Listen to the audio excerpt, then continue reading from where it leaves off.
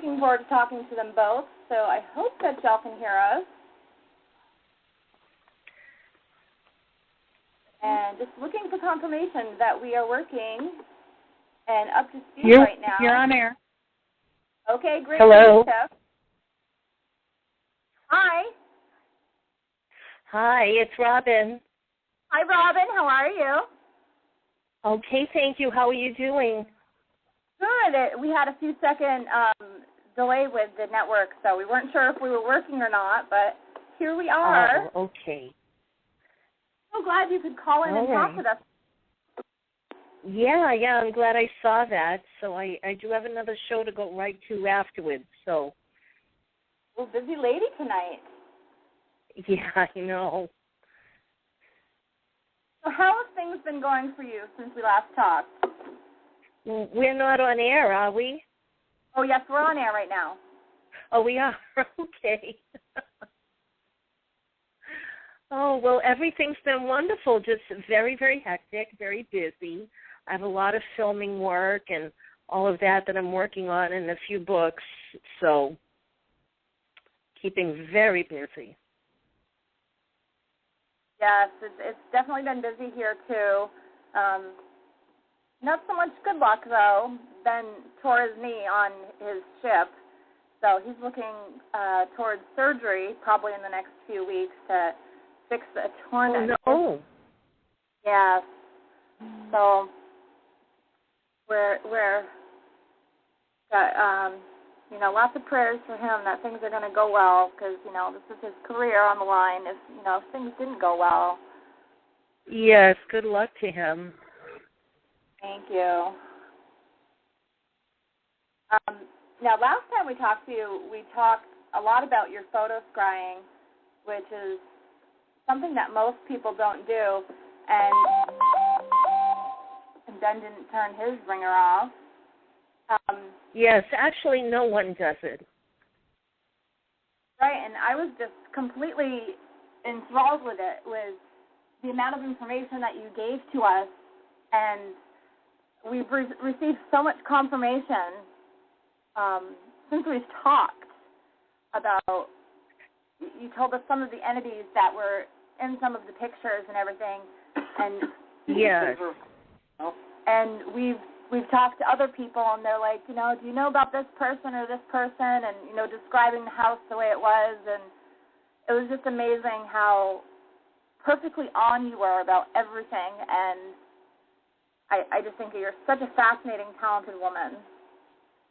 Thank you. I mean, I'm very glad that I'm able to use that as a divining tool, and this is regular standard photography, and it can be in person or it can be a picture on the internet or even a picture on TV that I can see, and it's a still, but I see them live and animated, walking around, talking, just as I would see clairvoyantly in person if I was doing an investigation. Right. Which is just, I just find that amazing. Why it works for me, I have absolutely no idea. Most people are very, very confused. Even psychics all over, they'll write to me and say, oh, I do the same thing. And what they assume is that I'm reading the person, I'm reading the subject in the photo, and I'm not. And that's what other people can do. But I've yet to find anybody that could clairvoyantly and clairaudiently see and hear them right inside the photograph. And they'll even step out of it and manifest right in front of me at times. Wow. I use it just as you would a crystal ball. Yeah. Yeah, and, I think mediumship, so many people think that the gifts that you possess are such a curse or, some people don't deal well with it. We met a young gentleman, a good friend from my childhood, who is full-blown medium, but he's convinced that none of it is good. So he has done everything he can to protect himself and refuse the gift. And That's a shame. I sing, I dance, I act, I paint, I do all of these creative and artistic things. And I look at my medium abilities and my psychic abilities as just another gift that God has passed on to me, that the divine universe has given me. I see it as such a great blessing. It's like being given that third eye, and we all talk about that, but I actually have it. Yes. No, not once in my life did I ever feel that this was something negative or that it came from anything that was bad in life. I see it bringing me even closer to what my spiritual inner faith is. Mm-hmm. Now, how are things going for you? I know that you've been offering through your website, Rev Robin Marie, that's ReVRobyNEMARIE.com. You've been offering mediumship development classes. You've always done the life coaching classes and everything. How do those work? How are they going for you? I've been teaching at college level since the end of the 80s, actually. So I teach within parapsychology departments, which is in the psychology, or some places have it within the religion department, which, would be theological studies and all of that, kind of borderlines in between the two. But all psychic classes and, with that for academics, it falls within psychology, to be correctly. And this is where we get parapsychology. And so I teach what I feel I'm very comfortable with and know the most about, and that is having these abilities from very early on. And a lot of people will say, my children heard this, or my child was talking to somebody or something in their room.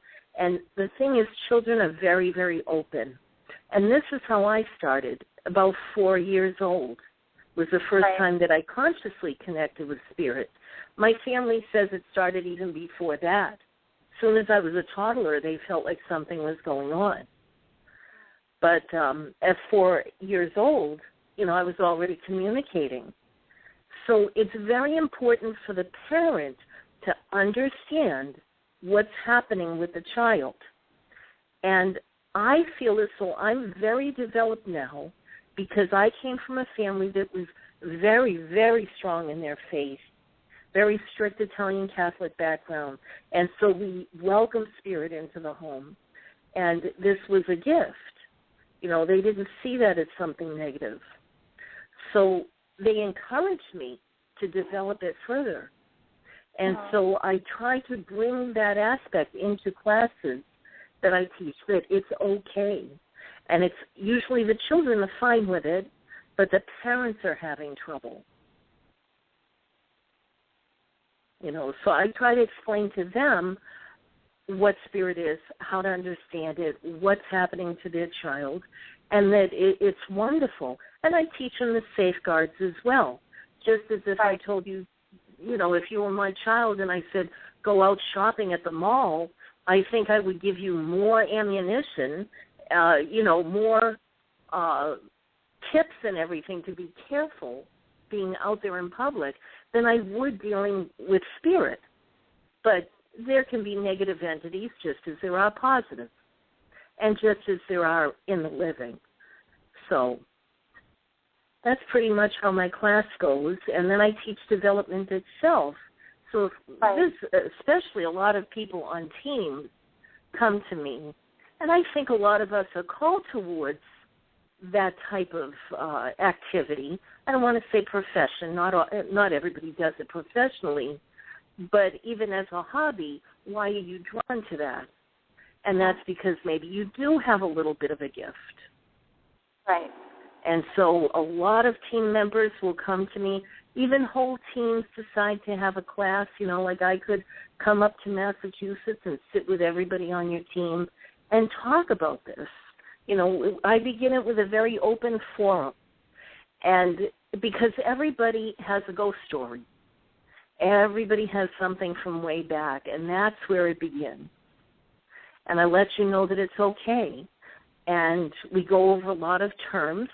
I like to, again, teach within parapsychology, teaching you the different professional terms that are used and the different research studies and things that have been done over the years. And it's very encapsulated. You know, it's a very quick rundown within 2 hours. But you can take a lot of that information and then decide, well, kind of like EVPs, maybe you hear spirit. You know, maybe that's your thing. And other people, maybe they think they see spirit. And so they can start branching out from there and kind of getting a direction where they want to go with their own abilities. Right.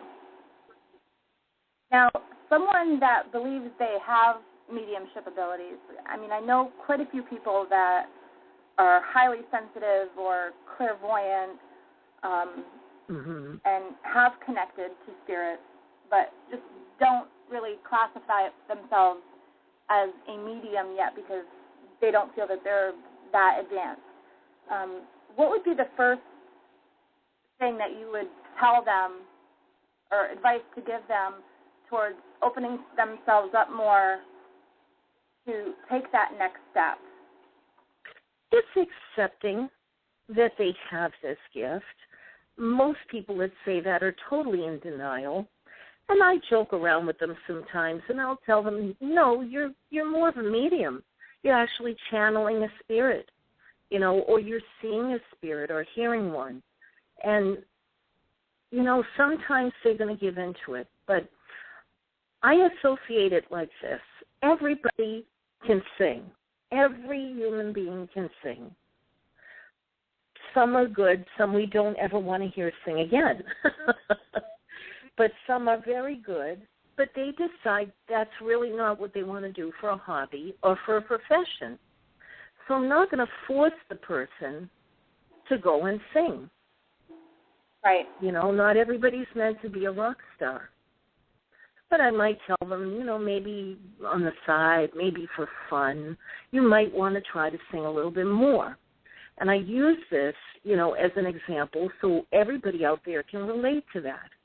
But it works the same when you have spiritual gifts.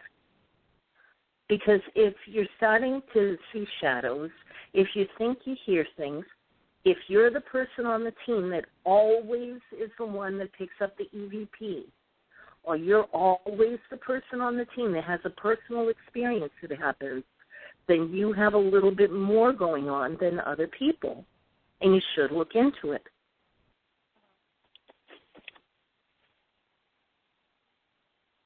Now, is there a special key or technique that you use or you advise someone to use to finally open that sense? Or is it yes, the easiest thing, you know, and this is very initial. This is where we start. And I can go on and teach other classes, you know, how to you know, kind of go on with your development, how to bring yourself to the other side. But I really start with meditation. And we can call it prayer. We can call it a meditation, a relaxation exercise, anything within that realm to bring yourself to center and let go of everything around you. That is where we need to begin. Silence is very, very important. Something we all need to remember when we're out, especially with paranormal teams. Right. Okay, because we're chit-chatting, we're giggling, we're talking about, hey, those are really cool T-shirts. You know, we're going on and we're getting away from what we're really there for so many times. And I've done it myself, too. Mm-hmm. But in the silence, when I go and I break from the team, and I'm not saying to be far away, because of safety issues, you know, stay within view of each other. But it's really nice to go off where you can just be silent in the moment, even if you're using paranormal equipment.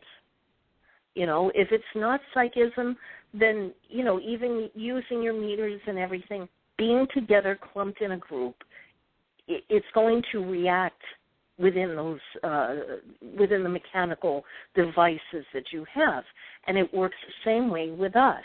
If you're in my space, if you're standing in my aura, if you're holding my hand or leaning on my arm, it's going to affect things. And spirit cannot always get through that way. You know, so we take space. Usually, you know, I'll sit in someone's room or I'll sit in a chair all by myself. And I just invite spirit in. Conjuring, manipulating, trying to put bait out. Just, you know, you're not catching a mouse. You're talking to a person that actually lived here at one time. You know, so all you have to do is just start talking and invite them. Would you like to speak to me? I'm here and I'm listening. Now I can hear them all the time, and I know they love that. Right. Now, is there a specific way to invite them in without inviting necessarily negative energies? Because, you know, you hear so many people talk and, you know, referring to Ouija and such, that you should never invite anyone in because then they feel that they can stay. Also, you know in my development classes, or as I said, when I go out with teams, I try to remind them that you are the catalyst for this. You are laying the groundwork for it. If you go in with a black T-shirt with your arms crossed and you're going to do battle, that's what you're going to get. I don't have all of those horrific things happen to me. And I have, of course, met very negative spirits and things flying around and slamming or whatever. That's there. But I get that from the living as well. So you have to go in and create a very comforting, very loving and accepting and non-judgmental situation. So if you're going into a prison, let's say, for example, you could go in and say, you know, is there anyone here, you know, you're thinking you're dealing with inmates. So, you know, we see the guys beef up on a team, you know, and they're throwing out really negative, you know, provoking kind of terms, even in the tone and how we speak. And so just think, if you went into a bar and you said that to a living person, you'd get hit with a bar stool. Okay? So we have to remember our tone. You know, I use oils, I use incense. Even, you know, if you can wear something, wear calming scents. Think of the colors that you wear. Think of your approach. If somebody came into your house, you'd put a cup of tea out for them. You'd put some pastries out for them. You'd sit and say, how was your day today? And you should take the exact same approach with spirit.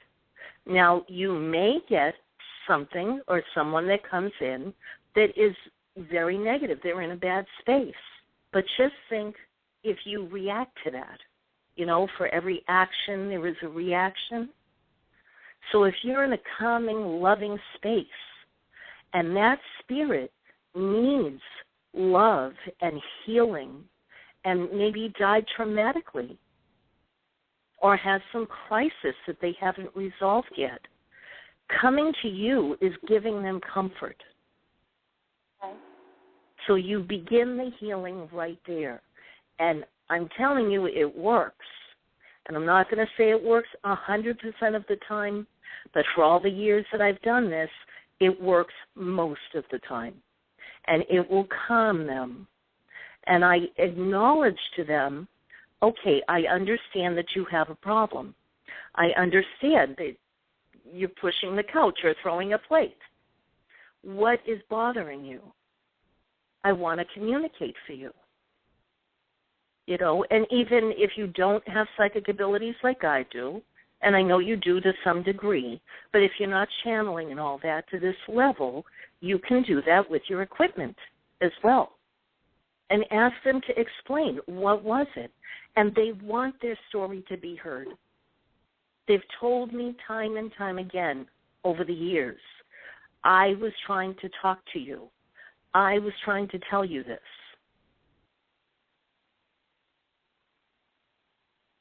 Now, is that going to work in a, when you walk into a situation where you know that it's a negative, malevolent entity? Is that positive, those positive thoughts, I understand they'll protect you, but is that going to be able to let you to contact them in the same manner? I always use that approach consistently. Always. I never go in and tell them stop this or stop that, or I banish you, or I'm doing a house cleansing and I'm removing you from it. First, communication. I give everybody a chance to talk. Now, I'm a behavioral psychologist as well. I've worked in crisis and trauma for years and years with the living. And I apply that same approach with the people on the other side, or entities, or beings, or aliens, or whatever. Whatever we encounter, I take the same approach. And if they're demonic type behavior, because I have a problem with that label, usually it's a spirit that's, like I said, just in a very, very bad place. Right. And they're reacting in a very bad way. I want to hear their side of the story before I pass judgment. So if you told me, okay, we're going to do an investigation tonight, there was a murder in this house, so that must be the issue. This is a horrible murderer that was in the house. Well, let's talk to them and see what happened. And these are spirits that may tell me they were abused. Right. And they were repeating the behavior. It's the same as the living. Who becomes murderers, who commits crimes, what drove them to that point. If it's an accident, I've met plenty of spirits who have been killed horrifically, and they're carrying that trauma. And they're not even meaning to be bad or do anyone harm, but you feel that negative energy, you feel that trauma just coming into that house or into that room where they're at. You feel that. And it feels yucky. It feels very uncomfortable, and it's something you want to push away from you. But that's not spirit trying to do that to you. The living does that too.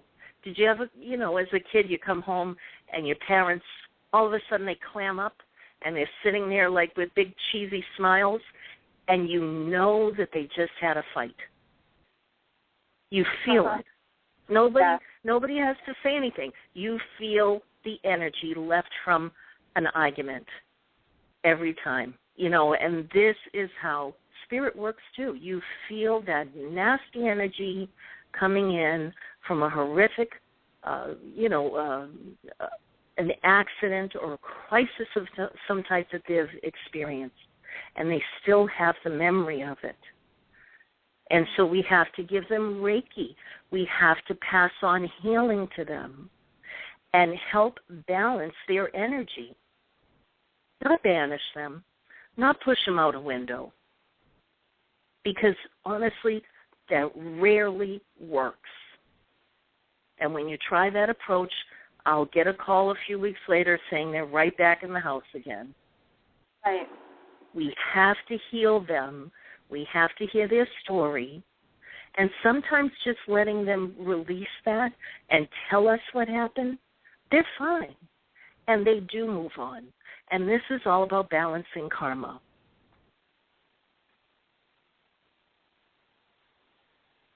Oh, goodness. For anybody that's just tuning in, we are speaking with the amazingly talented Reverend Robin Marie. If you have any questions for us, or if you have a question for her, you can call 818-431-8214. She'll be with us till just before 9 o'clock. Continuing on, after you've communicated and tried to heal entities that you're working with, if you felt that they were violent or not of a pleasant spiritual nature, how would you go about handling that?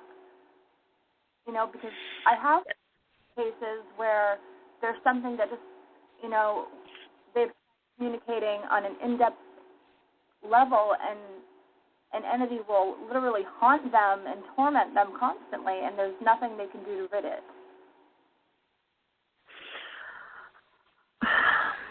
It's hard to say exactly, about that particular case since I haven't seen it. Like I was saying, I do encounter, in fact, I'm purposely called out on what's labeled as a demonic case.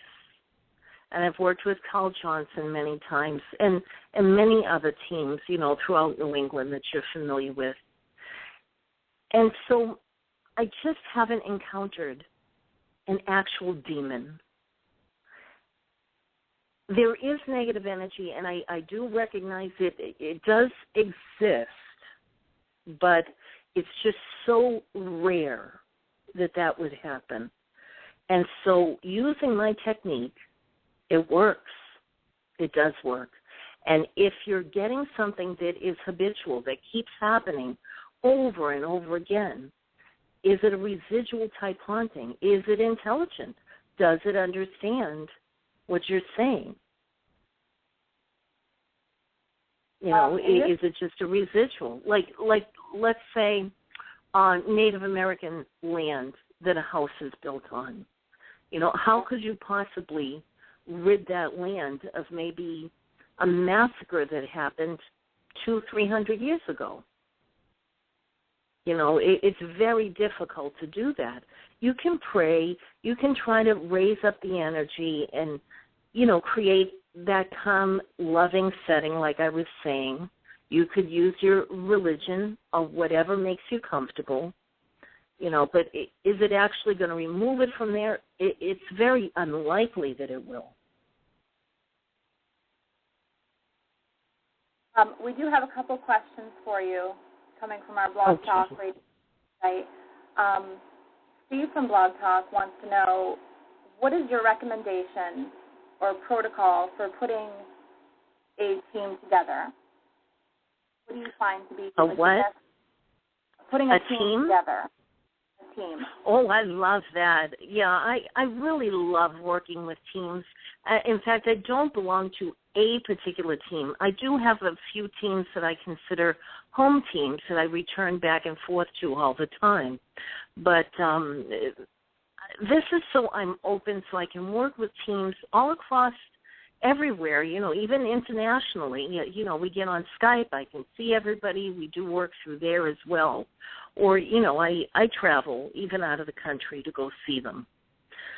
But putting a team together, it's very important to have a very strong, stable leader. Very, very important. On the flip side of that, anybody that's joining that team needs to respect that leader. Very, very important. There can only be one boss, okay? Most important, or everything's going to crumble. And that's what I have seen team after team after team, like I said, all across the U.S. and all across the globe. That if you have a team leader that crumbles, that isn't there for you, that doesn't show up, that doesn't have team meetings, that doesn't respect the needs of their team members, it's going to fail. The other thing is you cannot have 3 or 4 people leading the team. Can't do that. It confuses everybody, and there winds up being an argument every time. I could put money on it. But these teams that last for years that I have seen, you want somebody that has your back. You want someone that's going to be there for you, mainly because safety first. Okay? And I can get into all those factors as well. As far as team members, I believe doing a background check, somewhat, do a little investigative work, talk to the person if you know them, ask them, what are their needs, understand how people work, and you need to screen them very well. You and I could get along just fine over the phone like this, but would we physically work well together as a team out there in someone's home? It's not always the case. So, people are very quick to invite their family, their spouses, things like that on the team, and sometimes they fight like cats and dogs right in the middle of everything. I've seen everything, let me tell you. Yeah. So having that good chemistry, that's what's most important. I like to have a difference in gender because I like the male perspective and the female perspective. I thoroughly insist, and please understand, it's not because I'm a medium that I'm saying this. You must have people that are very savvy on the equipment as well as someone who has psychic abilities. If you believe it or not, that's not a factor. It is wonderful to make comparisons. And I think you just touched on that because you were saying how much information I was able to get through a photograph. Right. So I use that as an example. If you're all downstairs on the first floor and you're using the equipment and everybody picks up X, Y, and Z, and you note that, and then your medium comes in totally uninformed, and she picks up all the same things in the same places, how wonderful is that to have in a report? Right, for validation. Absolutely. To confirm each. Also, a medium can get more information like names, ages, genders, smells, taste, touch, all of those things that a machine is not going to be able to pick up. Not yet, anyway. We may get there someday. So it's really good to have the combination. And like I was saying earlier in the show, you are drawn to do paranormal work many times because you do sense spirit, because you do have a little bit of psychic ability or at least a great interest in it. So use that too. I do teach a class on this, about putting a team together. And it's really the team working well with a medium and vice versa. The medium has to respect what the team's needs are. And again, respecting whatever the boss says, that's what you do. Absolutely. Being able to take direction, not going in, and I love my sparkles, and I love being, very noticed when I go in because people want to hear what I get, but I have to leave my ego outside the door. And we can't go in, and you're Miss Star walking in, or a male walking in like, he's the be-all and tell-all. You can't do that. You're part of the team, and you must stay on that level, and you go by the rules of what everybody else is doing. So good to have a blend of people, like I said, different genders, but different talents. As you get to know people, or if you screen them very well, one person focuses on EVPs. One person maybe is really good using the meter. One person's, there's someone that doesn't mind going up in a nasty attic or down a cellar. You'll have that one person, I call him the crawler, because he doesn't mind going through the cobwebs or whatever.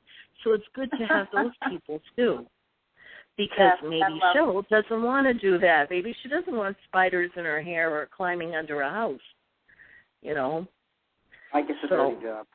Ben definitely gets a dirty job. Yeah. Yeah, it can be. It can be. I just went to an absolutely horrific house, and that's someone's residence. We don't always know what we're going to find, and they're not always the best housekeepers. So there's safety. Pets, we have to be conscious of that. But again, having a blend of all of these different personalities and different abilities is wonderful. Now, another listener wanted to know, after, and it's a completely different topic, kind of going backwards again a little bit, after you communicate and and done your research and proceeded to try to heal these entities, what is the best process for helping an individual cross over?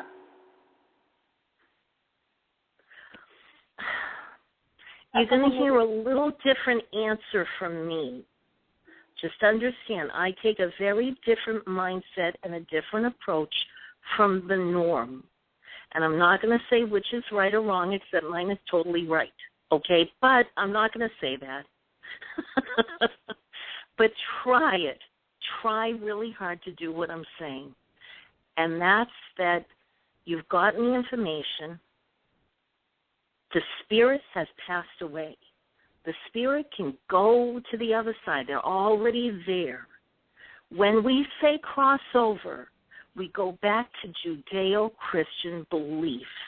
And this goes back to our religions, that there's a bridge that they can cross. Okay, it's a beautiful visual. They're already there, and they have the ability to come back and forth. I've never met a spirit that said they were trapped. Now, in a movie, you'll get that. Help me, I can't get out. Well, there's no walls in heaven. There's no walls on the other side. They are free. They can come and go.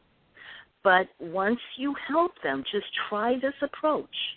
Once you help them resolve why they are right here or in a particular home or going through that negative energy is because they have not resolved something.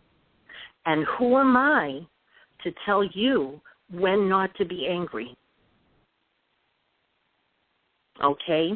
So the best that you could do in that situation, because the spirit may not be ready to resolve things. Maybe they need some more work.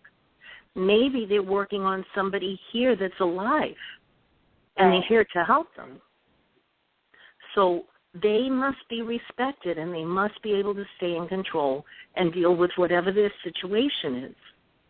And that's why I say opening a window, telling them to get out and I banish you and all of this, it just doesn't work unless they're ready to go to a peaceful place. They're already crossed over. That's how I see it. Okay. But crossing over into a good, positive place that we would maybe label as being heaven or nirvana. Okay, they're not going through a gate. They're just going into a different state of mind and in a different energy where they find that peace. Okay? What you can do is if that negative energy stays, what I think your listener is asking, what do you do if it doesn't go away? And that negative energy just keeps as a residual going on and on and on. The best thing that you can do is just try to make the person understand the living, how to cohabitate with it. And the spirit needs to understand that they have to respect who's in that house. If we're going to live together, then we have to make peace at this. And so you lay down ground rules. And going back to actually an investigation I did a couple of weeks ago, I told the family that this spirit had been there maybe for decades and decades since she had passed away. I didn't feel like she wanted to go. But, it's kind of creepy, spooky when you feel this in your bedroom or you feel the presence of something you can't see. So I told them, at 8 o'clock at night when their child goes to sleep, you tell the spirit they have to go to sleep. This is bedtime now. So you can't be up. You can't be knocking things at night. Be honest and open with them like you would talk to your children. Right. Or talk to a visitor in your home. You lay down the ground rules. I will see you in the morning, okay? I don't let them fluster me. I don't let anybody, whether they're living or deceased, fluster me. And I tell them, oh, that's very entertaining. Okay, you pushed the chair or you moved my keys or whatever it is. That's wonderful. Couldn't you be more original because other spirits do that? I just joke back with them, and I just try to create a more positive setting and let them know I'm not going to react to it. Right. You know, and you keep reassuring them. And I teach the person in the house as well that, you know, you and I go home. We are done. You know, at 2, 3 o'clock in the morning, we're done. And those people have to stay living there and deal with it every day. So I always give them exercises. And follow-up is so important, whether it's a team or a medium or whoever. Follow up with the people. Let them know you care. And Spirit hears you, too. You know, whether you're in that home or even back at your own home, Spirit hears you somehow. And you begin that calming process. And Spirit gets to know that, well, that's my family now. They're living in my old home. I'm going to have to deal with it. You know, okay, I can't make noise until the morning because the kids have to sleep at 8 o'clock. It works. It really does work. Try it. Yeah, and that's definitely what we do here, and we've always practiced at our house. You know, just speaking out loud and saying, like, look, this isn't going to work for us. You want to stay here, you know, you can't be, you know, bothering the kids. You can't interact with them, you know, during the night. You have to let them sleep. You know, you can go where you want, but don't come in the bedrooms. Don't bother us and make it uncomfortable for us. And that's it. It's your home, and you need to stay in control of that. When you start letting your nerves get to you and you feel intimidated and frightened and you start to back off and you start, you know, not being able to sleep or you change your patterns within the home, that's not good. And that's when you do need someone like myself to come and work with you. You know, and to keep working on that spirit. You know, there's 2 parties there that are suffering. And so I continue giving, you know, teaching the family what to do and how to take your home back, how to take control. You're the mother, you're the one that lives there, or you're the father that's in the house, and you have to be very firm about the ground rules. Yeah, no, it's worked for us so well. Thankfully, you know, we have a large enough house, being that it used to have like a restaurant, bar, you know, great room. You know, we've pretty much said, you know, if you're going to remain on the property, you know, go over to that side of the house. You know, if you want to move things, if you want to do things, you know, you want to take out your energies, go over to that side of the house. But these living spaces right here, these bedrooms are ours, and, you know, you can't be here. Can't bother the kids. You know, we'll respect the fact that you want to stay here because some of you are, you know, have been here for so long or belong to the property. You know, we do have, you know, Native Americans that have been on the property and they just stay here protecting the property and whatever. Right. You know, don't try to push them, but it's, you know, you're going to stay over here because this is your area and this is going to be our area. We understand if you're going to walk through once in a while and do your thing because that's how you enter the house, that's how you know, do your thing because we do have some residual energy, right, as well as some intelligence. But, you know, our kids were to the point where we had children talking to my kids so much at night and playing in their rooms. Yeah. Kids were terrified sleep alone. It got to one point where, you know, I had 3 kids sleeping in my bedroom because there was so much chatter in their ears and their toys were getting played with and, you know, doors were opening and closing. Yes. It's like, no, that can't happen and that's not going to happen. And it was like, that's out of control. Yeah. You know, so just think, how would you address that if that was a friend that came to stay at the house and they were behaving that way? Exactly. I think it's more difficult for us because we can't physically see them. I can, but most people can't. And so people just go into panic mode. They feel like they've lost control. And you can't. Try to visualize that a person is there. Get a medium like myself that can identify who or what it is. Okay? If it's elemental, if it's just negative energy, if it's something from the ground, we have to determine what it is exactly, and then we can kind of address it geared towards whatever it is or whoever it is. If we're talking to a Native American and they may be saying things to us in their native tongue, and we have to understand how they feel within their culture.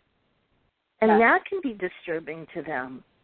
I've done a lot of work in Salem, and so we're going back to 1600. And there were people there, and now spirits, that say to me more than once, why did the girls have men's clothes on? Okay? Why does so-and-so have her hair pulled back? Why did this man say this term? Like, they don't even understand some of our phrases. So identifying who that is and what era they're from is very, very helpful.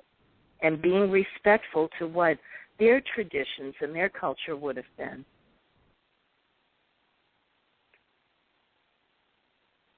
Absolutely. And the Native American we've had is, other than knowing people that have seen him, Ben has seen him, people have recognized him on the property and, feeling his presence and so forth. We haven't really been able to communicate with him because obviously, and I feel this is true, some people say that, spirits all speak the same language, but it's like you go over to France, are the spirits going to speak French, or are they going to speak what you know, or is it just what you yes. know? Yes, and you know what? Sometimes telepathically, yes, and you know what? That's how you know a good medium, I have to say. I was actually an opera singer. I had to study 7 different languages. I am not fluent in all of them, but I am familiar enough that I can tell you maybe what language it is, or, even accents, understanding around the U.S. There's so many accents. So now I can tell you even what state maybe they come from. Right. So those are things to study, too. It's fun, if you're going to do this ongoing, and even as a hobbyist, you could maybe look at a few languages, so you understand what's coming across your ghost box.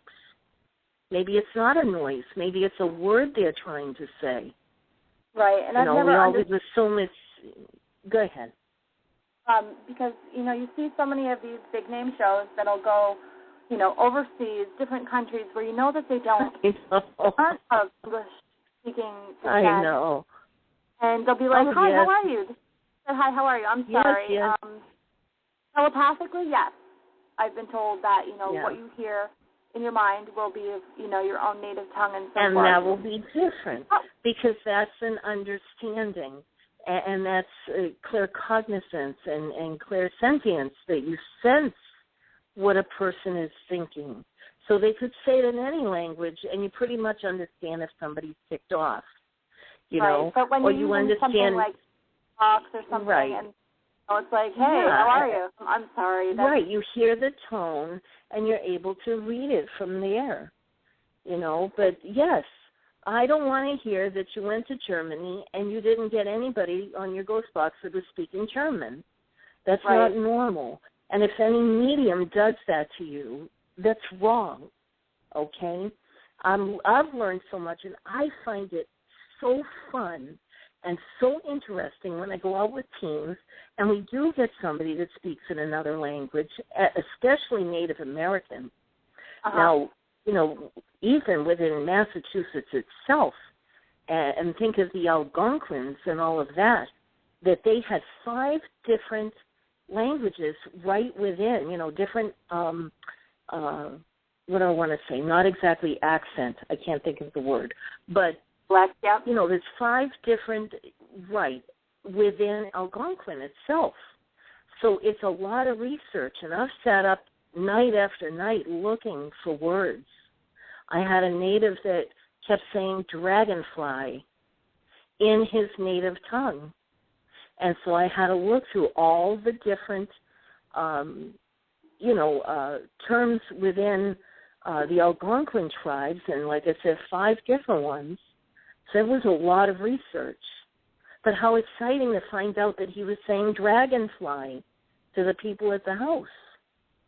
And outside in their yard, they had stones with dragonflies on them. You know, like stonework, like mosaic. Huh. So the native was letting you know he's there, or he liked it, or he hangs out in that area of the yard. But he kept saying that over and over. You know, so now we know. Yeah, that's but amazing. You want, it's fun. I just love it. I love it. It's like hitting the lottery.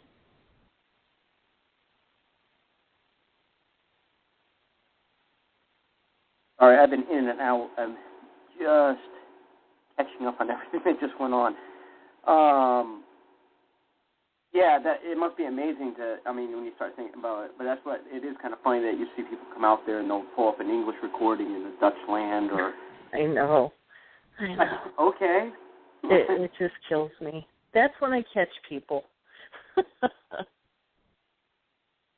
know. I like your you should. Parapsychic approach to things. Parapsychol. I can't say it. Parapsychology. But I like the approach to it, the way you go on it. I mean, it makes sense. And I was also thinking. I'm so glad, and I stand by it. I really do. I endorse my method, and I tell everybody, you know, like I said, you can do it the right way or the wrong way, because technically, you know, we respect everybody's point of view, but mine is pretty much foolproof, and it works. And I've done it for 45 years, I hate to admit, but it works. And I've been on thousands upon thousands of investigations. Yeah, no, I just liked it. I might be backing up a little bit. I've been listening to the entire show. I've just been preoccupied with thousands of things going on. But the point you made before about the negative energies and all that stuff, I mean, sometimes I just feel that, I mean, like you said, it's coming into it with a warm feeling on it, because you got to realize that these people are people that don't have anybody to talk to. And how frustrating can it be if you have the last issue of your life with some traumatic event and you can't talk to anybody about it? So that's why. And that's it, you know. A lot of times they're hanging out where they passed away. You know, I just always think of this case. It was a boating accident, and this man, there was a small explosion on the side of the boat, and he was blown from it. And he told me all this story, and this is actually in a TV show that I did. It was a series down in the Bridgewater Triangle. And I found that very fascinating, that the spirit told me all of this had happened to him, and he had no head. He had no head. Now, people will think of, you know, how a movie is, and it's scary sounding. Oh, my goodness, you know, this spirit just walked up to me, and he has no head. He's trying to frighten me. No, this isn't Halloween. This isn't a TV show, okay? This is real life. Even on the other side, it's real life.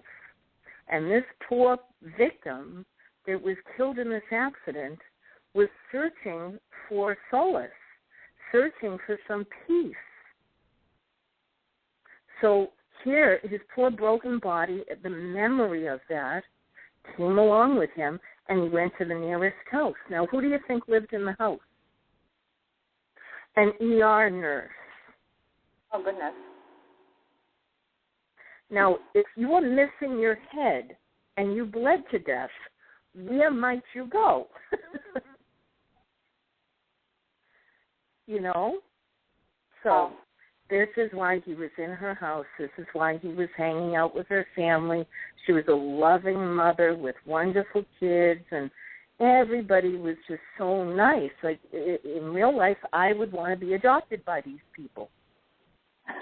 Okay? So, you know, he was in a really bad space.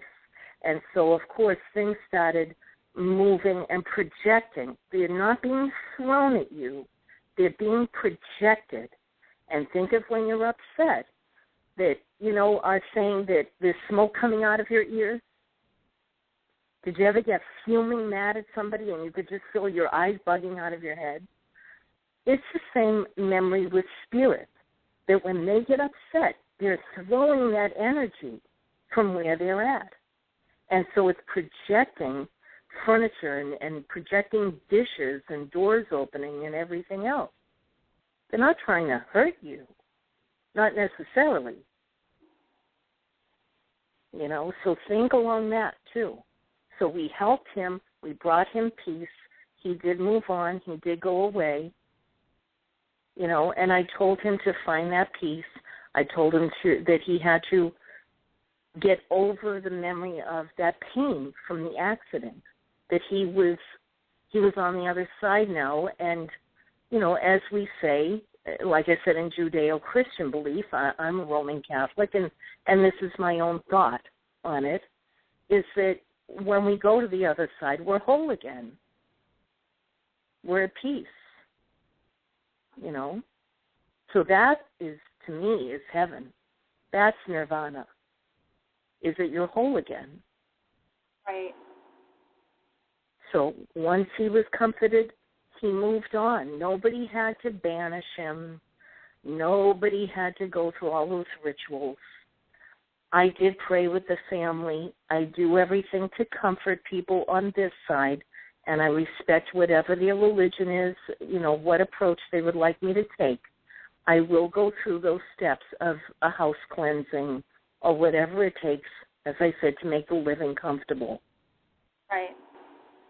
But pretty much Spirit doesn't care. Spirit has to balance their karma. And once we help that soul, he can move on. Okay? And people used the term crossover, but now he can go to a wonderful place within now, his soul. I have a question for you, because I know that you have to leave in a moment. Yes. When you encounter a spirit that doesn't know that they've passed, what is, I want to say, like the easiest or most gentle way to inform them that they've passed without, you know, frightening them or angering them? I think it's important to work with them. And on a case like that, I would probably want to visit several times where the spirit is. I am pretty strong in my connection. When I go home, and it's not that I invite the spirit home with me, but sometimes even from home, I'm able to continue the conversation so I can keep in contact with spirit. But with the average person, and even with a medium, have them visit a few times and help that spirit understand that it's okay, that they have passed, that they can go to, you know, a good space, like I was saying before, you know, and that everything's all right. Are there any messages that you would like me to pass on for you? Right, because I've been to many investigations with many different teams where someone will just bluntly say, "Are you aware that you're dead? Why are you here?" You know, if I had passed over and I wasn't aware of it, and someone said, "Hey, by the way, you're dead," I think that would traumatize me to some level. It would be, yes, it would be disturbing. I think very early on that could happen. I don't come across spirits that have that issue. They pretty much know they're dead. Okay? But right as people pass away, there is a lot of confusion, I have to say. And it can go away in a few hours. It can be a few weeks. I even say before I do channeling for you or I do a seance or anything, I like the spirit to be gone for about a year. So they are acclimated to the other side. Not only do they understand that they've passed, but also that they've found their niche. They find their karmic past and lessons that they need to learn from the other side. Right. And kind of where they want to be. So I let them settle in first before we do more. Okay, so in the moment, yeah, there might be confusion. Very much so. Well, thank you so much, Robin, for Okay. coming on and talking with us. You just have so many words of wisdom, and I just really appreciate you coming on. Thank you. Our listeners again. Thank you. Thank you so very much. Soon. I really, really appreciate it. I know we're making you late for your next show. I just noticed the time, so I'm going to get pistol whipped, I'm sure. This is a premiere of a wonderful show on another network, but I love your team, and I love the work that you guys are doing, and thank you so much for having me back on the show. All right. Thank you, Robin. God bless. You too. Bye-bye. Bye. Thank you, everybody, for continuing to listen to Beyond Paranormal with Ben and Cheryl. We are here tonight. We just got done talking with the wonderful Reverend Robin Marie. You can find her at Rev Robin Marie, and that's with a Y, .com. If you have any questions for her, for you to reach out to her. She does offer some mediumship classes as well as life coaching. Our next guest I've been looking forward to for quite a while. He has been called the most famously haunted man in the world, but he calls himself the most blessed. Ladies and gentlemen, we're welcoming Bill Bean to the show. Hi, Bill, how are you? Hi, Cheryl. Thank you so much. And hi, Ben. Thank you guys so much for having me on. It's great to be on with you. Great to have you here. Thank you. I've been captivated by your book, and the first line just even before you get to the content, just really struck me that, and I'm going to read it, of course, because it's something that I really live by, and I know that's something Ben stresses as well. If you don't mind me reading it. There is one force in the universe that is strong enough to triumph over all darkness, and that is light. Yeah. And I just really hope God is power. light. It is, and that has just been the most positive thing. Even pushing off the negative energies in your life with people surrounding you and problems going on is just light in general and positivity. It's just such a powerful thing. It's amazing. It really is. I mean, especially my journey to go from where I was, being victimized for so many years and really nearly destroyed. I've been in several life-threatening situations throughout the course of my lifetime, and certainly have made many mistakes to where some of those mistakes could have landed me in prison. And to be where I'm at right now is just nothing short of miraculous. So how can I not thank God and praise God for what he's done, for what he's doing, and for what he's going to do in my life? Absolutely. And so this, this whole thing is just, the whole story is just amazing, and I couldn't be where I'm at now as a deliverance minister helping people had I not been there. And I certainly wish that I could go back in time and change some of those things, especially when it comes to the suffering of my mother, who suffered more than any other person I've ever seen. But I can't change it. I can't go back in time. So, therefore, I have to keep moving forward. God has put a calling on my life to be a help to many out there who are in need of spiritual deliverance. And it's been an amazing journey. And, again, God has taken what was horrific circumstances and the potential for destruction, which my family was destroyed by these evil forces, and he redeemed me and saved me through all of that garbage, and now has empowered me to be a warrior for his glory and someone that goes on his behalf to help others. Right. Now, anybody tuning in, Bill Bean is an internationally known author. We were just speaking about his book, Dark Forces, which we'll get into a little bit. He also lectures. He's a media personality. He's had 30 years plus in the paranormal field. He's also been on the Discovery Channel's docudrama House of the Dead, and has a second entitled book, Delivered, which was put out in 2010. And now, after everything that you've gone through, besides being all that, you're a deliverance minister, exorcist, and you travel around the country helping families in need. I mean, you've truly been through so much. After reading your book, I some of the things that I've been through seem so small.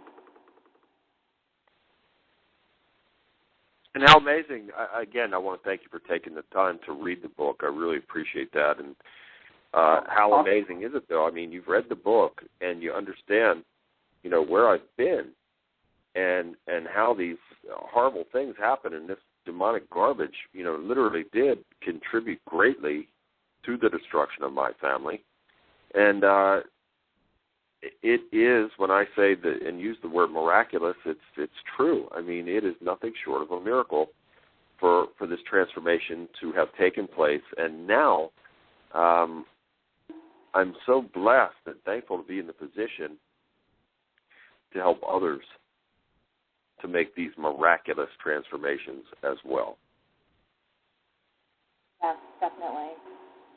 No, I'll have to admit, I mean, that's a book I had to read it twice, and even now I still have to go back and think about it and see if I actually got everything that was in it, because it was just so much to take in all in one reading. I mean, thank you so much, Ben. I really appreciate you taking the time to do that. I really do. I actually did read it twice. I've been reading it all through the right before the show. I was reading all the way back up through it, just going back into it. It was just making sure you have your details right. This was a calling from God at that. For many years I wanted to tell the story, but I couldn't because, and I'll let you finish saying what you were saying, and then I'll paint a picture as to why it took me so long to relay this story. Just so much, and having to go through all that, and the amount you guys actually endured, I can't understand how you guys didn't run from that house. Kicking and screaming, yeah. So early on, and how many years you actually endured of that is just...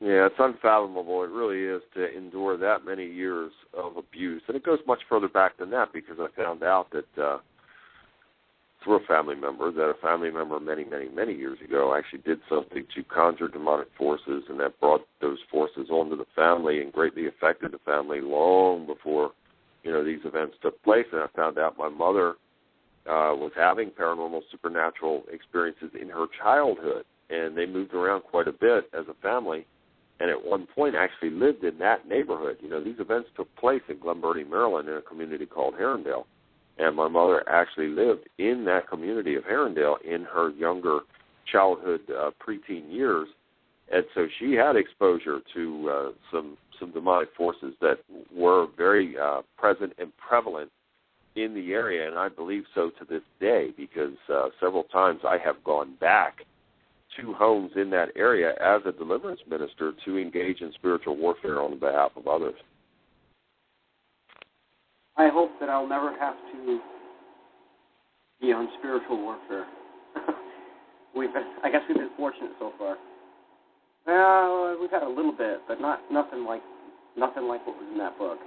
Yeah, no, we've both had experiences as children and dealt with them, but we never really kind of went toe-to-toe until we moved into our house that we're presently in now, which really gave us a run for our money when we first moved in. We've always had the walking steps. We had the slamming doors, cabinets opening and shutting, scratching, being grabbed, covers being thrown back at night, the kids being talked to, presences in rooms. And it really took a lot of light and energy and help from others to bring our house back to, a peaceful place where we can live. And it was really hard the first, especially 6 or 7 months we were here. Thankfully, we recognized a lot of it because we were so open right off. And, being now as the paranormal community is much more known as, back in the 70s, you were labeled crazy. And, you had some sort of psychological problem, whereas now you can say, okay, these things are happening, and I know that I'm not crazy. I can contact somebody for help, and thankfully we were blessed to be able to get help that we needed and learn and continue to learn. And that's one of the reasons why we got involved in the paranormal, was to help educate people and get them the help and get them the resources they needed to, help guide their life and their homes in a better direction. And praise God for that. It's all part of the journey. I say that all the time. It's all part of our journey. God lays a path out for us, and sometimes some of us suffer the longer, harder road for whatever reasons, but it's all part of our journey, and each one of us has a journey, and it's up to us by our free will to try and come back to God and be the best that we can be, and be a strong witness for Him and be a warrior for Him. And believe me, the last thing that I envisioned myself doing was becoming a deliverance minister / exorcist. I mean, I had no intentions of this. You know, I mean, I suffered a lifetime with this garbage and was victimized so much and just wanted to be free. And, you know, I recall so many horrific things that took place on such a regular basis. And, you know, Ben touched on a little bit there about how did we stay that long and how were we able to endure it. And it really wasn't until I sat down to write Dark Force that the magnitude of it hit me, that we lived in that house for over 10 years, and things really got bad with the physical attacks.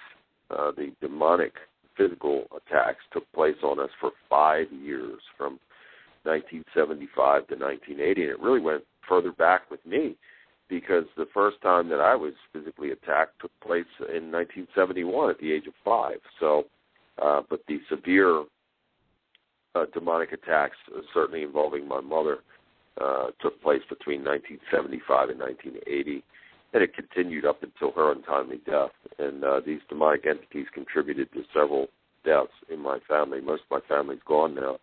I have very little family left. But, you know, I say in Dark Force that it all began in 1970, you know, when my family and I moved into that 3-bedroom ranch-style home located in Glen Burnie, Maryland, in a community called Herondale.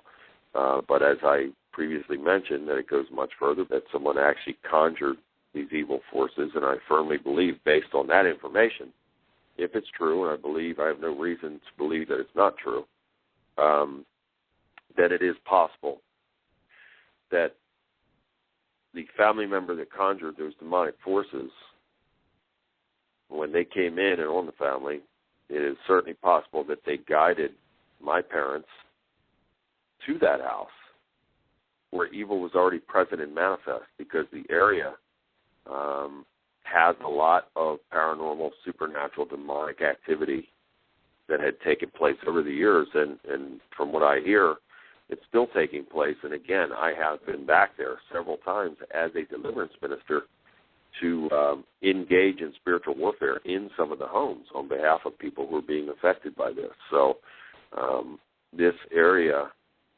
has a lot of history, Native American history, and there is a structure located 2 miles south, and it is located in the woods, and it's a gigantic boulder-like structure called the Wishing Rock.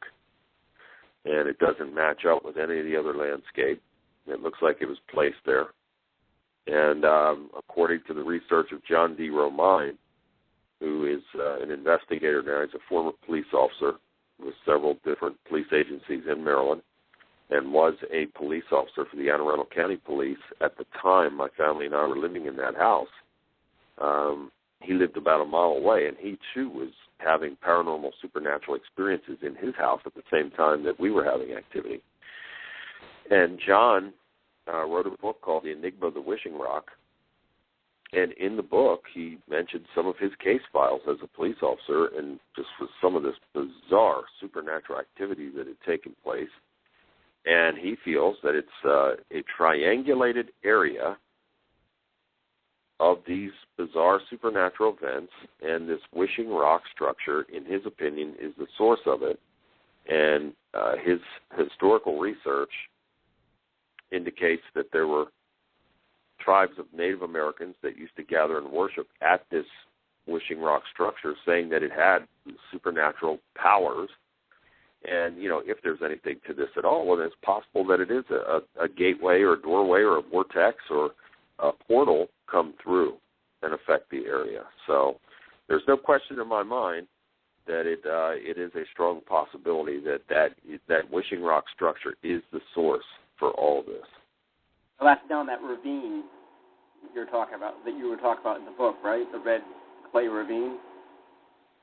Yes, and, you know, the house is located at the bottom of a downhill cul-de-sac. And behind the house is a very large and deep ravine. And that ravine down in there leads to that Wishing Rock structure. And it's just amazing. There's one area down in that ravine that was rumored to be an Indian burial ground, and that is an eerie, very eerie area.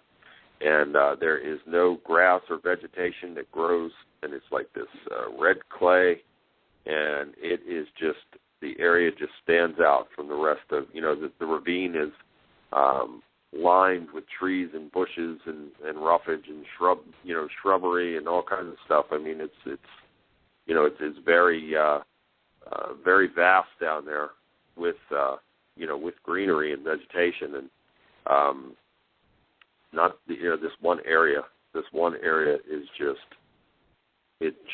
has an eerie vibe about it, and many families have been affected, and families continue to be affected by the supernatural activity that takes place. Now, is it just that particular house that you grew up in, or is it the whole area? The whole area. The whole area? The whole area, Ben, yeah. I mean, now I'll say this, and I certainly don't take any pride in this, that's for sure. Based on the information I know about the area and the cases of paranormal supernatural activity that have taken place in the homes of people in the area, for whatever reasons, and I think it goes back to that family member who conjured up those demonic forces, the activity that took place in that home and with my family was far more severe than any of the other incidents or cases with any of those families, in the area. And furthermore, again, I'm sorry to say this, and I don't take any pride in this at all, but it's a fact. Now being a deliverance minister, I've been involved in hundreds of cases, and I have never been involved in a case that had the magnitude or the severity of demonic activity that my own family endured. And I'm sorry to say that, but it's true. Yeah, I'm sorry to hear that, too. Cause that's, well, it's a good thing that you haven't encountered something that bad again. Nobody should have to go through the amount of pain and torment that your family went through. Well, I mean, it literally tore everyone apart. Exactly. And this is when people are under this type of oppression, and my family and I were very much under demonic oppression, the entire time. Every family member was affected in various ways. After a while, and this goes back to what Ben previously, what he was asking, we've taken a long way around here, but I always have a habit of doing that because I always try to paint a picture. And people get beat down. They get so mentally and physically and spiritually beat down that you almost give up. And that's where we were. We were to the point to where we were almost totally giving up. And once that happens, that's when a full possession could take place, because that's what the whole MO is, divide and conquer. The agenda is to wear the person down until they can't fight anymore. And then when the person gives up the will to fight, that's when these things could totally take over. So we were definitely defeated mentally, spiritually, and physically. And the most frequently asked question is, the question that Ben posed there, why do we stay so long? My mother was a very proud and private woman, and she was very embarrassed and ashamed about what was taking place there. She didn't want us speaking with anybody about this, and she confided in a few people, and that was it. My grandmother, my mother's mother, wanted us to come stay with her, but she and her husband, my step-grandfather, shared a one-bedroom apartment, so my mother was not going to burden us with them. And then my aunt, my mother's sister, wanted us to come stay with her, but she and her husband had 8 children, and my mom was not going to burden them. And then as time went by, we all came under oppression stronger and stronger to where she didn't want to leave anymore. And, there are times that, and my poor mother, she suffered so much, and more than any other person I've ever seen. And that alone, if I could go back in time and change, it would be that. But there were times that she would be fine, you know, we'd be talking and everything just as we're having this conversation now. And then all of a sudden something would just come over her, and she wouldn't be there for a few seconds. It was something else. And, I mean, her face would change. Her, you could just see that something else was there, and it would last for several seconds, you know, and she wouldn't speak. It was almost like a growl, you know, and then bang, it would be gone. It would last for several seconds, and then it would be gone, and it was like she had no recollection of it. It was just, it just gives me chills to describe it. I mean, it was that off the charts frightening. Well, I mean, you yourself got to that point when you were talking about all the fires. Yeah, that's right. And, you know, I came under that oppression to where I began to set the woods on fire in the ravine and, you know, taking my dad's gas can that he'd left in the garage, and I started pouring gas down there and, you know, lighting these fires, and it almost cost my brother his life. And God worked a miracle on that day because, you know, we had poured gas in this circle, and my brother was in that circle.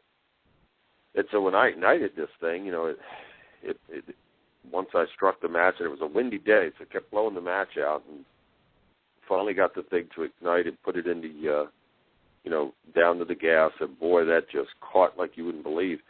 And my brother was still in that circle, and miraculously I was able to reach in there and grab him and pull him through those flames, and God worked a miracle. Neither of us were burned, and we ran out of there, and we had another young kid with us that was in on this with us, you know, setting these fires, and that broke the spell, and it very much was a spell that and demonic oppression that I was under, and a compulsion from these demonic forces to you know, set these fires. And then I guess the mission was for us to die in the fire, and God had another plan. So through it all, and make no mistake, there was great suffering, great torment, great abuse for all those years, great trauma.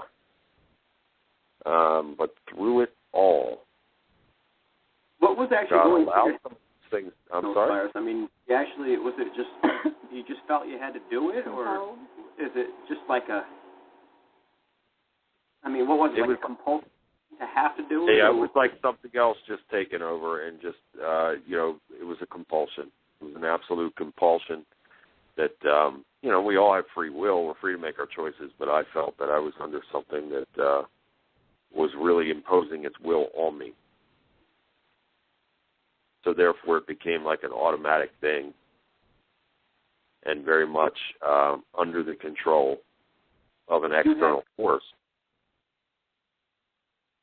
Is what you're saying? You kind of had control, but not really. You were aware of everything you were doing, but it just seemed like that was the way to go. Yeah, well, we all have free will, but in this case, when you are so defeated mentally, spiritually, and physically, it is very easy for these demonic forces to manipulate and to guide a person, just as where I'm at now in my life. I'm a man of God.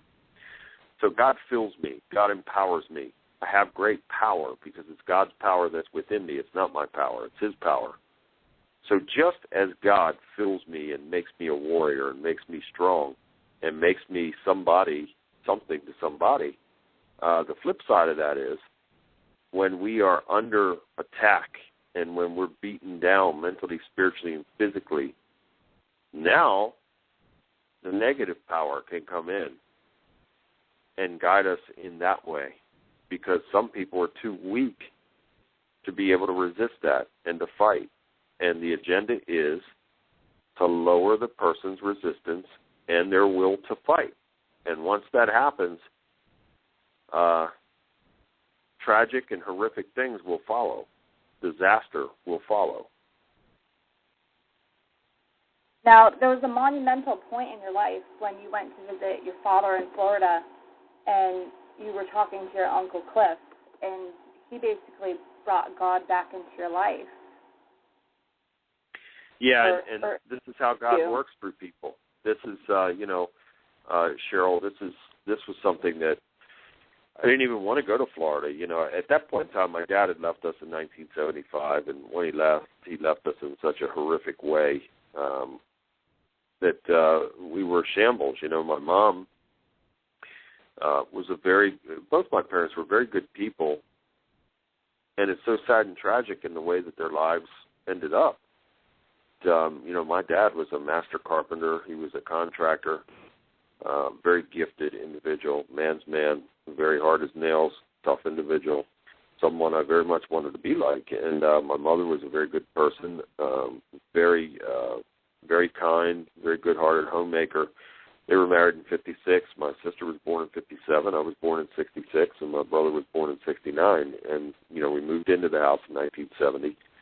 And things began to change not long after that. And he went from a hardworking family man to where my parents were social drinkers, but, something else was going on here. And my dad, I believe, was under attack from the very beginning, and he was a man that was a take-charge individual. He was accustomed to being in control of every situation, and I think he soon found himself in a situation that he had no control over, had no answers for. My parents were not religious people. They believed in God, but we didn't have any religious upbringing. We had never attended church as children. We were never baptized or anything like that. So I think, when these events began to take place, I think that he didn't really know where to turn and who to turn to, and I think this affected his decision-making, and he began to drink very heavily, and I think that it was an escape. I really do, and he turned into a raging alcoholic who began to physically abuse my mother on a regular basis between 1973 and 1975.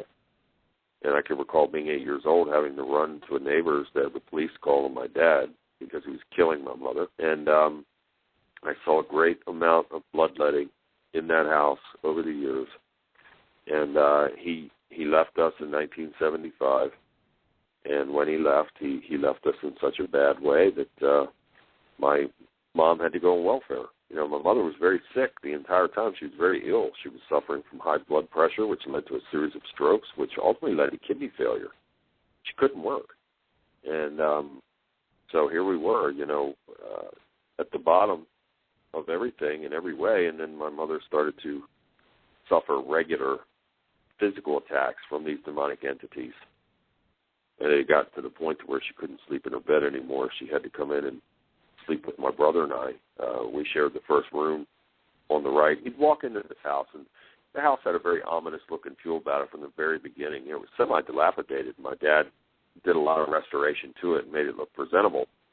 But the inside was equally ominous and foreboding. It had dark brown paneling on the walls, just a very heavy feel about it, and was very dark all the time inside. So you'd walk in to the living room, you'd make a right down a long hallway, which had the flooring was hard tile floor, and my brother and I shared the first room on the right. My parents' room was the second room on the right. My sister's room was the last room on the left, and that is the room where we thought was the portal or doorway, because that's the room that always stayed cold even on the warmest of summer days, and it's also the room where the door would slam for many repetitions at a time. So, you factor in all of these things that were going on, and after he left, these entities started to regularly attack my mother. So my mother had, cuts and bruises and scratches on her long after my dad had left. And it was just horrific. Here I am, a warrior for God, a big, strong man. I don't fear anything. Yet back then, being under that kind of attack, I'm ashamed to tell you that if my mom had to go to the bathroom, I would sit outside the door until she would come out. I mean, that's how bad it was, and that's the kind of fear we lived in. And when people live in that kind of fear, it empowers those demonic entities. They literally feed off of it, and they increase their power by decreasing our power. And I have to say, I completely understand that. As a young adolescent, my mom had lived with her boyfriend after my parents had divorced, and his house was very active I mean, the grates would come out of the floor. They'd be pounding on the doors. You know, people coming up the cellar stairs, you know, trying to, like, slam open we had to deadbolt the door shut because it would slam so much. And the things that we heard and saw, I mean, this was, you know, 5th, 6th, 7th, 8th grade for me.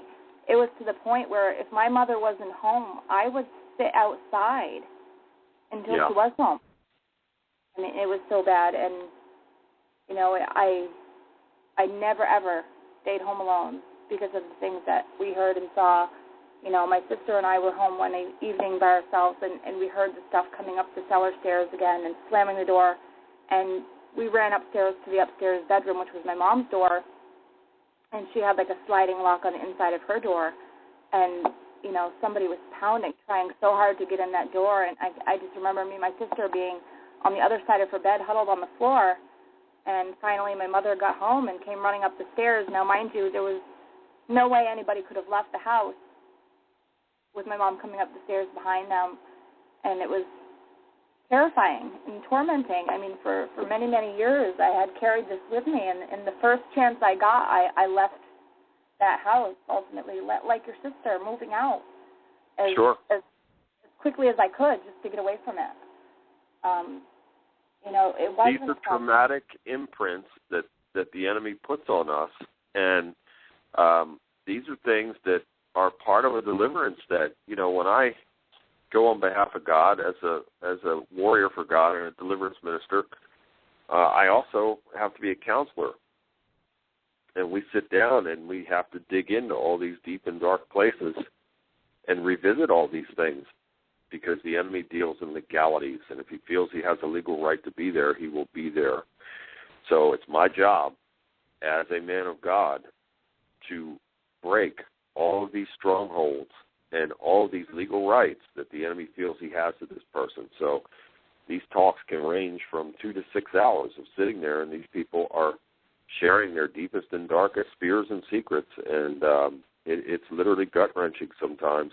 It's very painful for some of the victims, but it's very necessary, and it is part of the purging, and it's part of the transformation process, because we get this stuff up, out, and off, and these people become free from it.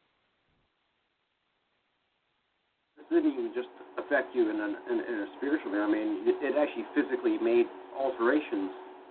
I mean, the story about the painting alone is the eeriest thing I've ever heard of, to actually physically alter something. Oh, with the painting? Yeah.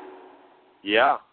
You know, and that's something that was it was a painting of my sister, who was 3 years old at the time. So that would have been 1960 when that painting was done.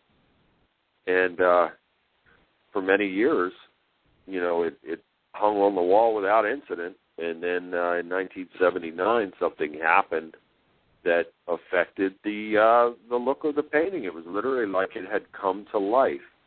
And I have never, that's the only time in my life that I've ever seen anything like that. I hope I never see anything like that again. And it was like the eyes I remember come to thinking life. about that when your mother tried to, after she had talked to the priest and, you know, tried to, you know, help the house herself, and the painting seemed to take on a whole different facial expression, like an evil expression. I mean, something like that happening is... Yeah, that's exactly right, Cheryl. I mean, it was just unnerving to look at, to say the least. And it happened right around the time frame that my brother and I were on this visit. And, you know, now we're going back to your question about the visit to my Uncle Cliff and what happened there. It was right around this time frame, 4th of July time frame, you know, 1979. My brother and I had gone to Florida. My brother, he loved my dad unconditionally, and I'm sorry to say, during this period of time, when he started with the physical abuse of my mom, I had developed a burning hatred for him. I'm very sorry to say this, and I'm thankful to say that I was able to forgive him before his untimely death. He was shot to death in 1987. But, you know, during that time, I developed a burning hatred. I did not want to go to Florida. He had, you know, left us and moved to Florida. My brother wanted to go and see him, so I went along with my brother. And this turned out to be a real turning point in my life, because while on that visit, I had a discussion with my Uncle Clifford, who was a devout Christian, my dad's older brother, and he absolutely instilled me with invaluable information, and I do know that God was working through him to give this to me. And he told me that we could take power and authority over these things by the mighty power of Yahweh in Jesus' name. And for the first time in my life, I was hearing information that I was not aware of. And for the first time in my life, I felt empowered. I felt that there was hope. And little did I know that God was preparing this whole scenario for my first battle against these evil forces, because, for all those years prior, 9 years prior, being a victim to these things, being so beat down, so defeated, we never got proper rest. It was very difficult to sleep, and we didn't eat right. It was just awful, and missed a lot of school as a child, because when I would suffer these demonic attacks, I would wake up the next day with high fevers, feeling like I had the flu, body aches, all these things. So I missed a lot of school as a child. And so my uncle was giving me this invaluable information. Little did I know that upon our return, that very day, I would engage in my first battle against these evil forces at the age of 13, and it happened after returning home, and in the house, my mother had gone to retrieve she had obviously taken the painting down, after this thing had transformed in that evil way. She took it off the wall, and my mother had a new man in her life at that point in time by the name of Richard, and he was very much like my dad, the same type of stature, former boxer, very rugged, tough individual, and wasn't afraid of anybody or anything, but was physically attacked in the house many times. He was terrified to be in there. And my mother's sister was there with her boyfriend, and my grandmother. My mother's mother was also present. My brother had gone outside to play, so there were 5 of us in the house. I'm 13 years old, and as my mother was going back to retrieve the painting to show everyone, she was picked up by the back of the neck by an unseen force and hurled through the air, landing into her makeup table. She was cut open and bruised and scratched, and something snapped inside of me, and I became enraged. Instead of, for the first time since this was all happening, I was not cowering. I was not in fear. I was enraged. And I call it a holy anger because, after that conversation with my uncle, there's no doubt that God activated something within me. And during that time frame, we also had a priest involved. Now, my family and I are not Catholic, but my step-grandfather was, and he went to his church, and they sent a priest out, and he was involved for the last 16 months that we lived there. And he was it got to the point where he was bringing mason jars full of holy water to the house. I mean, he was a frequent visitor to the house. We had a number that we could call him 24/7. And so I grabbed a Bible and a jar of that holy water, and I began to call these things out and command them to show themselves in the name of Jesus. Now, that's where I made my mistake. I should have been binding them and casting them out in Jesus' name, but I commanded them to show themselves. And I'll tell you, it was like a scene from a horror film. Things were falling off the walls. The house was vibrating. And these adults, obviously were terrified. My mother had just been physically assaulted, picked up in the air. Can you imagine being picked up off your feet and thrown through the air by something?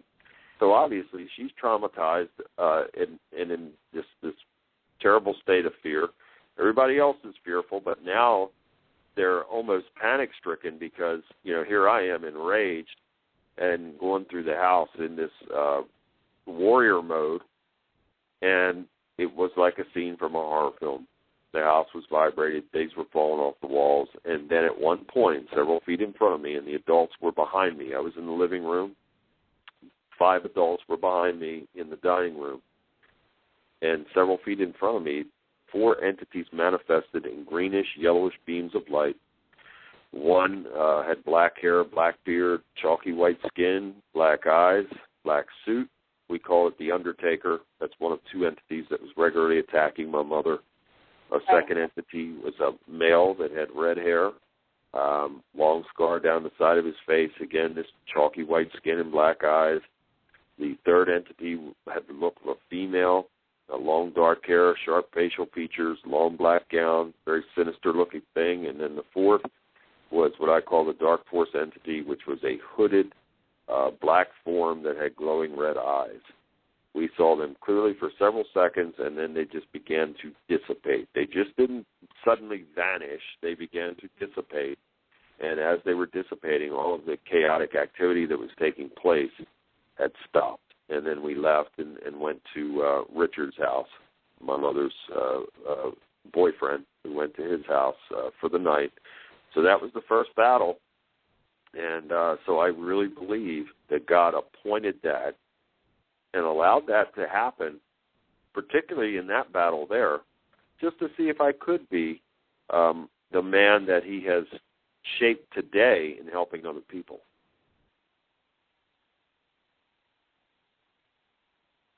Well, I think you followed heavily upon your father's footprints as far as being a stature. I mean, at this time, I don't believe that what he became during that point in time was what he really was. And I'm sure now you do as well. Oh, absolutely. Yeah, he was a good man. He really was. And he was a victim of circumstance. And, it's very sad. His life was very sad and tragic, and my mother as well. And I love them both dearly, and I know I'll see him again in heaven. And, I totally forgive him for all those things that happened because, as I got older and I developed an understanding that there were these demonic forces did have a hand in what was taking place and some of the choices that he made in life. So, not long after leaving the house, 2 tragedies occurred. My beloved grandmother, Dora Harvey, suddenly passed from a series of heart attacks, and then 2 months and 2 days later, my beloved mother, Patricia Bean, died from a cerebral hemorrhage at the age of 44. These were the 2 closest people to me in my life, and they were suddenly gone, and I didn't have any more will to live, that's for sure, and I was not going to slash my wrist or take pills or anything like that, but I was absolutely looking for somebody to kill me,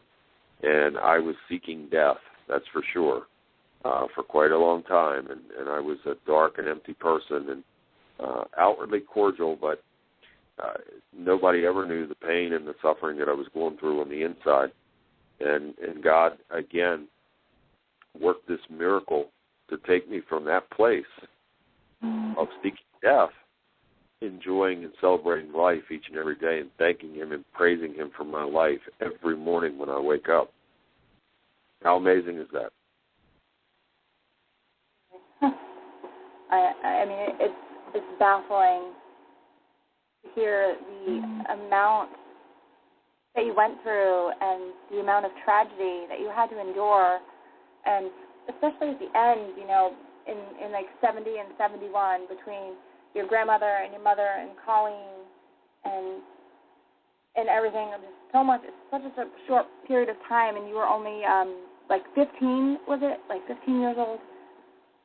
Yeah, and I lied about my age, and I went to work for, I quit school. And, after that happened, I lied about my age, and I went to work for a construction company. And I had to grow up really fast because, I was a skinny, undernourished kid who had suffered great trauma.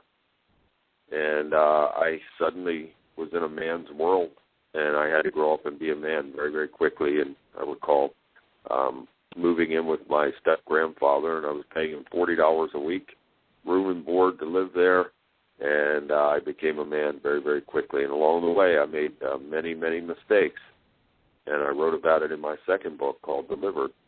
And I was ashamed to put some of those things in there, but I thought that if God really had called me to help other people and share my story, then I needed to share the bad things as well and have total honesty. And I'm a truth seeker, so I seek the truth, so I can know the truth, so I can speak the truth, so I can teach the truth. And part of the truth is that nobody's life is perfect, and we all have a story and we all have a journey. And I felt that it was absolutely necessary to share some of my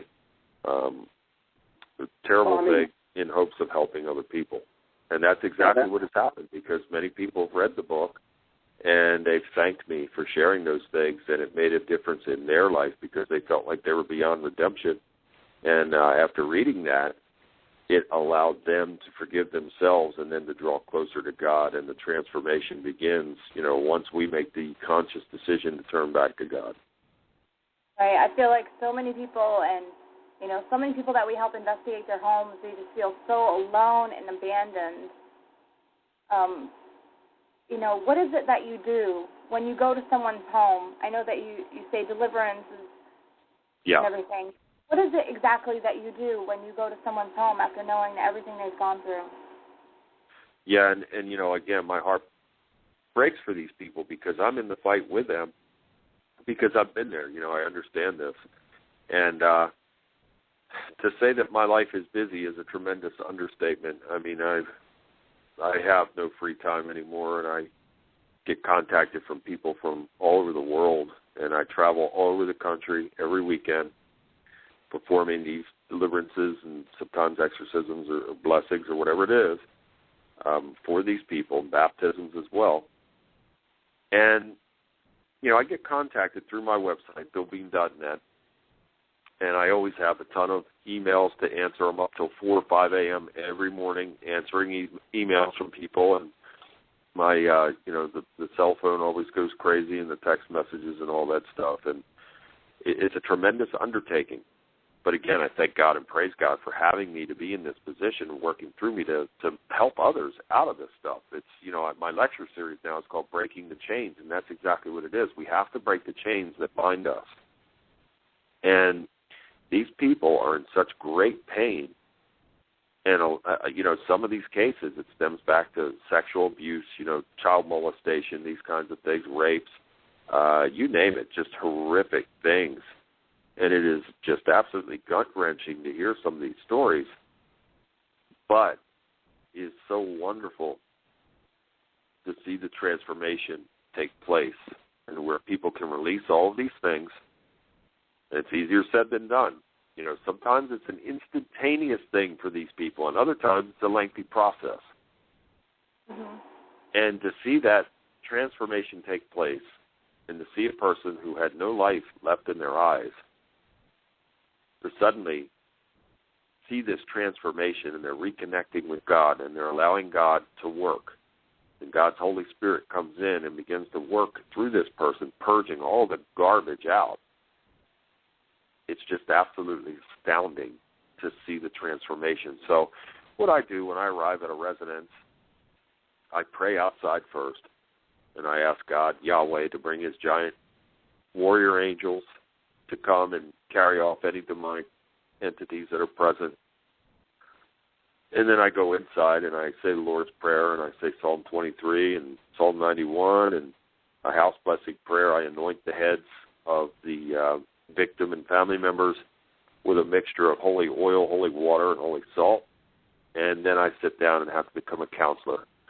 And these conversations range from 2 to 6 hours of deep conversation and purging all the garbage out. I don't want to know anybody's deep and dark secrets, but I have to know if I'm there on behalf of God, it all has to come up and it all has to come out. And this is how we get it off, and this is how the transformation begins to take place. So once all of the legal rights and all of the strongholds and all the curses and the hexes and the vexes and the spells are broken, then I engage in spiritual warfare, binding, casting out, and asking God to bring his giant warrior angels to carry off those demons that were just bound and cast out. And I go start with the person, and then I go through the entire house and the property.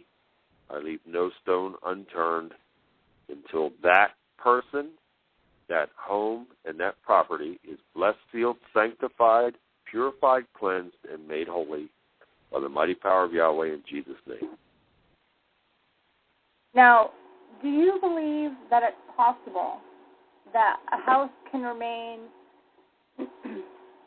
I want to say, in a non-demonic but active state and still upturn everybody to negativity and sickness? Now, I couldn't quite hear what you said there, Cheryl, about a house that... I said, do you believe that a house could appear to be non-demonic but still active with spirits and still upturn everybody's lives into negativity and sickness? Well, I'll say this, that, again, God's power works through me so strongly that these things have to flee my presence. It's not my power. It's God's power that works through me. And, I sense things, once I don't even have to go into the house. If I'm approaching the property and there's demonic forces there, I sense that right away. I already know. And by the time it's over, I don't leave until I know that this stuff is gone. And so when I leave, there's no doubt in my mind that the home is in peace. However, by our free will, sometimes people make bad choices and they do things to open doorways up again. And once the doorway's opened up, that 7 more wicked than the original will come back. But can these demonic spirits present themselves or not present themselves necessarily, but still conduct negative activity? So, I know how, your family was attacked and such, in such physical form, but can they do it in more of a mental form than just, is it strictly physical or is it mental? Oh, it's a combination. It's very much a combination of physical and mental. I mean, people can be what I call mental demons. There are people that hear things and see things and experience things that nobody else does. They're having problems and nobody else is seeing it, nobody else is hearing it, nobody else is feeling it. Now, this is rare because usually when there's a demonic presence, everybody's being affected in the home. Right. What I call a spiritual virus. There's cases that we've been on where, it wasn't necessarily such a physical aspect, but yet everybody in the house was so affected by, mild things, the knockings, the walkings, but yet everybody seemed to be deteriorating in the house mentally that, and in this industry, saying something's demonic is such a negative thing because people say, demonic activity is so rare. Well, it's not so rare anymore. It's on the uptick, and next time you have me on, we'll dig into it. I know we're coming to the end of things, but it is definitely, if you saw my case files from last year compared to this year, it's leaps and bounds more this year than last year and previous years for a reason. And we're in a time like no other, and there are demonic forces on the earth, and there is a satanic seed line on the earth, and they are absolutely doing a full press now to bring as much misery as they possibly can onto this earth. And there are forces out there that are working directly with Satan and his minions, and they are carrying out these missions, and there are portals being opened on the earth through these gigantic sinkholes that are loosing more and more demons on this earth, and this is why so many people are being affected. Now, it's a very lengthy and deep subject, and we'll have to dig into it again, but it is definitely worthwhile in discussing because there's some valuable information. And for your listeners out there, if you haven't paid attention to anything I've said, please pay attention to this. Knowledge is power. Absolutely. And we should always be seeking knowledge because there are forces here that are trying to dumb everybody down, and they literally want to take over and just make everybody pretty much mindless, zombie-like robots. And I'm just, as long as there's a breath in my body and as long as I'm on this earth and as long as God's working through me, I will continue to get the message out there to people that the way to overcome all of this is by our free will to come back to God, make Him first in your life. And if you do that, I can assure you that abundant blessings will follow and His protection as well. Right, and I definitely wish we had more time because I know that there was a subject in your book that I mildly want to touch on and ask if you feel that there's a correlation with was that, you know, you did have a UFO occurrence in your childhood. Do you feel that there is a connection between these other dimensions and... Very much so. Yeah, it's all connected. And I wrote about it in my second book, Delivered. It's all very much connected. I've had many, you know, the first experience was in 1977. And if anybody wants to see any of these photographs, please visit BillBean.net, click on the photo gallery, and you will see some very interesting photographs, to say the least. And one of the photos was taken in 1975 in that house.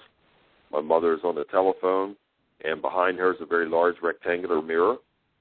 And there was an oval-shaped mirror to her left, and in that oval-shaped mirror appears to be, and it's very clear, a very large alien-looking face with the big black eyes and the typical gray alien-looking thing, and that's 1975.